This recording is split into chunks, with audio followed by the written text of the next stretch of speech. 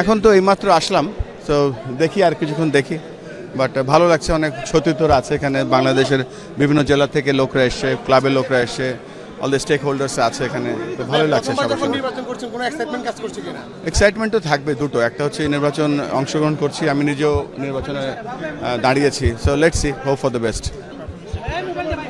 আমরা তো ওই কাজটাই, খুব মেন কাজ হচ্ছে বাংলাদেশ জাতীয় দল, বাংলাদেশের ক্রিকেট, এবং দলকে অনেক শুভকামনা জানাচ্ছি, ভালো ক্রিকেট খেলেছে, এবং সামনে যে আমাদের ওয়ানডে সিরিজটা আছে এটা অত্যন্ত গুরুত্বপূর্ণ।